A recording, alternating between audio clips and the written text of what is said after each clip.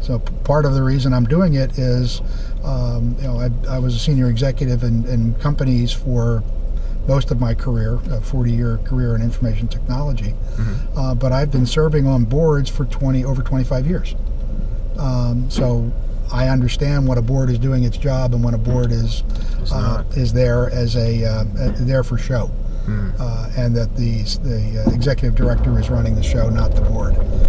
The board's not exercising its proper governance, and so that's the thing that infuriates me, and that a number of directors tried to fix things and they were cut out of their committees and ostracized, and so they resigned in disgust. Other directors like Dwayne Liptak resigned after the bankruptcy filing that by law should have been, you can make it right on the line. By law should have been approved by the board before it was filed, and then wasted tens of millions of dollars of members' money.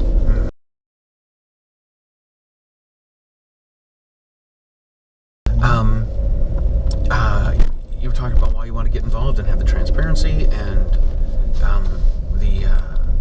the executive officer's not running the show, and the board's not doing what they're supposed to do as a board. Yeah, well, I can I can go on for this for hours because I've got a blog that I've been writing. It's on Substack. It's taitnra.substack.com, and then as I write things, they're all out there. But for me, number one, the board is too big. It's 76 people, and having been to I think 6 board meetings, it runs like a legislature, not a board. It is tightly scripted, and my comment is boards are supposed to be strategic, and they spend all their time doing tactical stuff. So they're not effectively doing their job. Gotcha. So 76 people is too big for a board.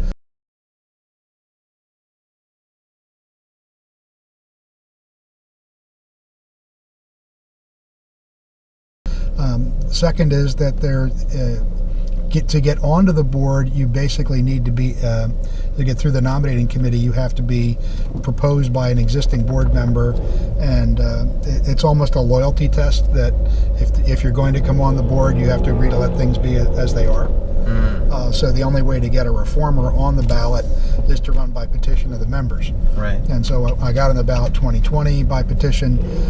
2021 was very tight because of COVID. You had a hard time getting to enough people to get signatures. Right. So I ran as a write-in. So 2020 I ran and I came in dead ass last. 2021 I ran as a write-in and didn't even get close. Right, but in 2021, that's when they threw out a bunch of your ballots, right? My understanding of what may have happened, again, this is speculation, is that when COVID hit and everything shut down, all of the people who submitted their renewals, that renewal information sat until the NRA came back in. Doing the job of transparency and accountability.